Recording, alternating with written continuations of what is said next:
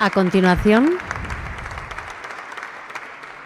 continuación, la secretaria general del Consejo de Gobierno de la Comunidad de Madrid dará lectura del decreto de concesión de la Medalla Internacional a don Javier Milei.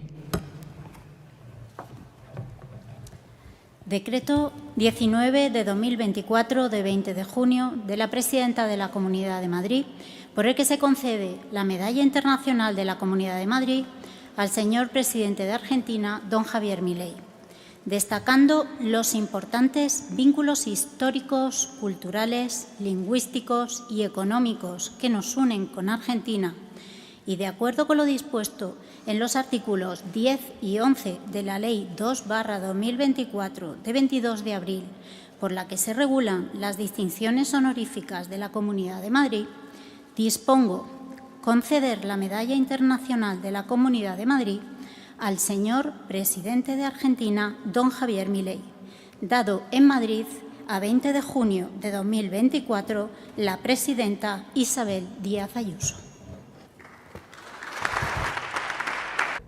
Muchísimas gracias, presidente de la Comunidad de Madrid, por esta distinción. Muchísimas gracias por tu forma de ser. Muchas gracias a todos los que están aquí presentes. Es para mí un verdadero honor recibir esta condecoración y, tal como señalaba la Presidenta, en algún sentido, lo he dicho en otros discursos, nosotros venimos del futuro a contarles una historia que es deseable evitar. Es la historia del daño y la decadencia que causa el socialismo. Argentina, a fines del siglo XIX, era el país más rico del mundo. Hoy, después de más de 100 años de socialismo empobrecedor y populismo violento, Argentina, al tipo de cambio oficial, cayó al 140 del ranking, al paralelo. Recibimos el país en esa situación, con más de 13 años de caída del PBI per cápita, más de 50% de pobres y una situación escandalosa donde un país que produce alimentos para 400 millones de seres humanos, donde la presión fiscal sobre el sector productor de alimentos es del 70%, es decir, que el Estado se queda con el alimento de 280 millones de seres humanos, hay cerca de 5 millones de argentinos que no les alcanza para comer. Esa catástrofe es la virtud del socialismo, generar pobreza. Y es por eso que quiero comentárselos y alertarles sobre los riesgos y cómo funciona ese modelo. Es decir, porque no es necesario tener que llegar a una situación tan extrema como la que llegó a Argentina. Sería bueno evitarse todos esos dolores. En especial, yo venía hacia acá y voy viendo Madrid y es tan hermoso. No dejen que el socialismo les arruine la vida, es la consigna. Y el punto es, nosotros cuando iniciamos la carrera electoral, ya en la primera etapa, cuando intentaba ir por una banca de diputados por la Ciudad Autónoma de Buenos Aires, nosotros ya hablábamos de lo que era el modelo de la casta. El modelo de la casta, es decir, básicamente parte de una premisa socialista que dice que donde hay una necesidad nace un derecho. Ahora, esa definición tiene algunos problemas. El primero es que las necesidades son infinitas. Y el tema es que los derechos alguien los tiene que pagar y los recursos son finitos. Por lo tanto, esa inconsistencia, ese conflicto entre necesidades infinitas y recursos finitos requiere de una solución. Aquellos que creemos en las ideas de la libertad, en el capitalismo de libre empresa, donde consideramos que el mercado es un mecanismo de cooperación social, donde voluntariamente se intercambian derechos de propiedad, Consideramos que ese trabajo lo hace el sistema de precios y no hay nada mejor que pueda resolver lo que resuelve el sistema de precios, que probablemente haya sido una de las mayores invenciones humanas de la historia de la humanidad. Sin embargo, los socialistas no creen en eso. Creen en un monstruo horrible, empobrecedor, llamado justicia social. Una idea verdaderamente aberrante. Hayek hablaba siempre de algo que se llamaban palabras comadrejas. Cada vez que ustedes le ponían algún adjetivo a algo, destruía el sentido original de la palabra. En este caso, justicia social. La verdad que la justicia social es profundamente injusta y profundamente violenta, porque la justicia social lo primero que hace es violentar la igualdad ante la ley, porque a unos le quita y a otros les da. Y eso antes está precedido de un robo. Digo, porque los impuestos no se pagan voluntariamente, se pagan a punta de pistola, a cambio de que si no los paga uno va preso. Entonces, está precedido de un robo y de un trato desigual frente a la ley. Por lo tanto, la justicia social nunca es justa, es profundamente injusta. Y además, suelen enarbolar cuestiones nobles, pero la discrecionalidad siempre juega una mala pasada, digamos, siempre hay filtraciones. Bastiat hablaba de las porosas manos de los políticos. Digo, quizás no es la del político directamente, quizás es la de un hermano, la de la pareja o lo que fuera, ¿no? Digo, el que quiere entender que entienda, ¿no?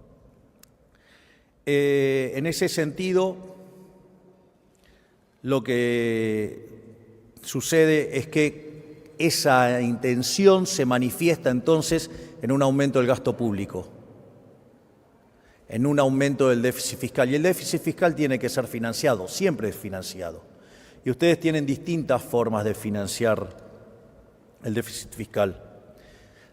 La forma que usa el político más desalmado y más populista y más salvaje, más mentiroso, es el endeudamiento. El endeudamiento es una forma absolutamente inmoral de enfrentar la situación, porque la deuda no son ni más ni menos que impuestos futuros. Entonces quiere decir que la fiesta del presente está siendo pagada por el trabajo de personas en el futuro, digamos, personas que no votan, personas que todavía ni siquiera nacieron. Es decir, es profundamente inmoral. Es decir, están financiando la fiesta del político populista hoy a cambio del esfuerzo de generaciones que ni siquiera pueden manifestarse en las urnas.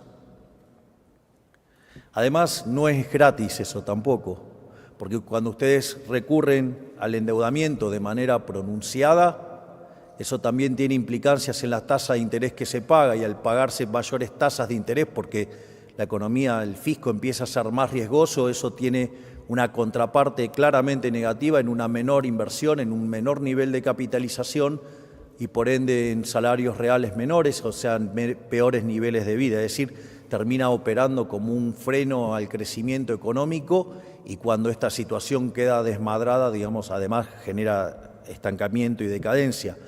Digo, no en vano Argentina utilizó esta herramienta y Argentina fue, digamos, llegó a ser el máximo defolteador de la historia moderna. Algo que nosotros desde nuestro gobierno estamos cambiando. Nosotros básicamente heredamos un déficit fiscal de 15 puntos del PBI, donde 5 eran en el Tesoro, 10 en el Banco Central, y contra todos los pronósticos que se hacían de que hacer un ajuste de semejante calibre era imposible, nosotros lo hemos hecho en menos de 6 meses.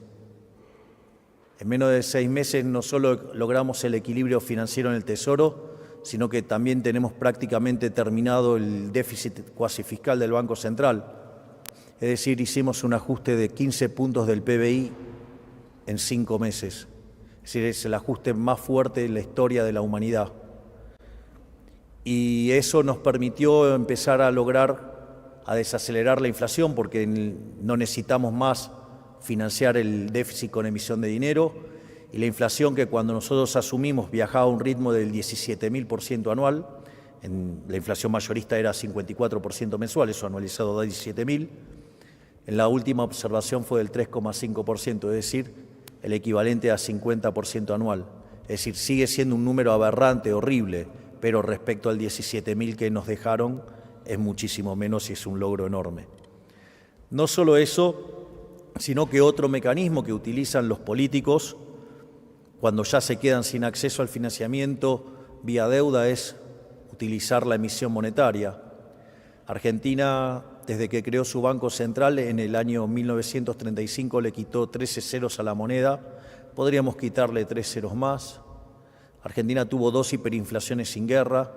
Argentina padece crónicamente un problema de inflación. Y eso también es importante tenerlo en cuenta porque una de las influencias más nefastas que ha dejado el keynesianismo es creer que, digamos, la inflación depende de cualquier cosa menos de la emisión de dinero. Es decir, ustedes, si pasaran por Argentina, se van a encontrar con un montón de economistas diciendo que la inflación es multicausal.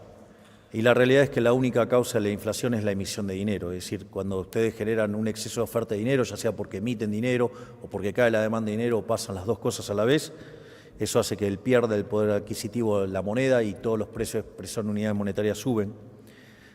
De hecho, nosotros hemos emprendido de cortar el financiamiento del fisco, digamos, no emitimos más para el sector fiscal y además esterilizamos la compra de divisas por otra ventana. Tenemos algunos temas todavía pendientes de resolución con los pasivos remunerados, pero en principio vamos camino a una situación de emisión cero para terminar definitivamente con la inflación. De hecho, cuando tengamos totalmente saneado el Banco Central, a partir de ese momento vamos a enviar una ley donde emitir dinero sea un delito y ese delito sea un delito de lesa humanidad. Y si se emite dinero va a ir preso el presidente de la Nación, el ministro de Economía, el presidente del Banco Central, todo su directorio y diputados y senadores que aprueben esas medidas. Y como va a ser un delito de lesa humanidad, automáticamente si viniera otro gobierno y cambiara esas leyes, siempre va a volver algún liberal y los va a meter presos. Así es que, digamos, también vamos a terminar definitivamente con la inflación en la Argentina. Entonces estamos terminando con el déficit fiscal, con el cuasi fiscal y estamos terminando con la inflación. Y se están viendo los frutos porque después de haber pasado el peor momento durante el primer trimestre del año, hoy empiezan a haber indicadores de actividad que empiezan a mostrar mejora. Los índices de difusión ya superan el 50%, es decir, la cantidad de sectores que están expandiendo ya supera el 50% y los indicadores líderes ya hace más de 2 meses que empiezan a mostrar registros positivos. Es decir, que en definitiva se puede hacer. El otro mecanismo que utilizan los políticos es subir los impuestos. Y cuando ustedes suben los impuestos, en el fondo no es ni más ni menos que una expropiación. En el fondo lo que están haciendo es matar el crecimiento económico, están violentando el derecho de propiedad. Y si ustedes violentan el derecho de propiedad, no hay incentivos para ahorrar, no hay incentivos para invertir y por ende la economía se estanca. Todas estas aberraciones en Argentina hace más de 100 años que las padecemos y han generado esta tremenda decadencia como pocas veces vista en la historia de la humanidad. Pero afortunadamente los argentinos despertaron a las ideas de la libertad, despertaron y entendieron que no se sale más con populismo, se sale con responsabilidad, se sale con capitalismo, ahorro y trabajo duro, diría el profesor Ancho Bastos. La salida es el liberalismo. Por eso nosotros, y esto a mí me resultó muy sorprendente, cuando hacíamos nuestros actos de campaña, el cierre lo hacíamos con una frase de nuestro máximo exponente de las ideas de la libertad, del profesor Alberto Venegas Lynch hijo, que dice que el liberalismo es el respeto irrestricto del proyecto de vida del prójimo, basado en el principio de no agresión y en defensa del derecho a la vida, la libertad y a la propiedad, cuyas instituciones son la propiedad privada, los mercados libres, la no intervención estatal, la división del trabajo, la cooperación social, y donde solamente se puede ser exitoso sirviendo al prójimo con bienes de mejor calidad o mejor precio. Es decir, donde los verdaderos héroes son los empresarios, los emprendedores, no los burócratas que nos persiguen, que persiguen a la prensa, que mienten, que roban y que en el fondo destruyen a un país y sobre todas las cosas producen un daño mucho más complicado, que deteriora el tejido social, porque el socialismo está basado en la envidia, en el odio, en el resentimiento, en el trato desigual frente a la ley, y si es necesario no tienen problema en recurrir al asesinato, porque donde se aplicó el socialismo de manera pura fue un fracaso en lo económico, en lo social y en lo cultural, y nunca se olvide que asesinaron a más de 100 millones de seres humanos. Por lo tanto, para mí siempre es muy grato venir a España, es muy grato visitar a grandes amigos. Hoy tengo la posibilidad de estar con Isabel, a quien tanto aprecio y admiro. Admiro por su enorme batalla, por esos discursos maravillosos que no me paro ni me pierdo la oportunidad de verlos por YouTube. Por eso digo que estoy tan feliz acá, pero sobre todas las cosas para alertarles el riesgo que tienen enfrente. Porque además cuando el socialismo entra a calar, entra a jugar la lógica de camino de servidumbre de Hayek. Es decir, cada vez que se hace una intervención, el funcionamiento es peor y por ende eso lleva a más intervención. Para finalizar, quiero contarles dos frases, una de Mises y una de Hayek. La frase de Mises dice que el conocimiento en economía lleva al liberalismo, y una frase de Hayek que dice que si los socialistas entendieran de economía, no serían socialistas. Bueno, parece que una de las excepciones que hacen a la regla la tienen ustedes con el señor Sánchez, que evidentemente, digamos, a pesar de haber estudiado economía, o no entendió, o, digamos, le gusta mucho el Estado para llevarse puesto a los españoles, pero tengo esperanzas de que estén despertando como despertó en Argentina. Yo recuerdo que cuando arranqué la campaña, en el cierre dije que yo no venía a guiar corderos, venía a despertar leones. Y parece que ese rugir desde un lugar alejado de Sudamérica empezó a llegar a todo el mundo, ya dio una lección a Europa recientemente y creemos que en el mundo volverán las ideas de la libertad, que son la única que traen prosperidad. Muchísimas gracias.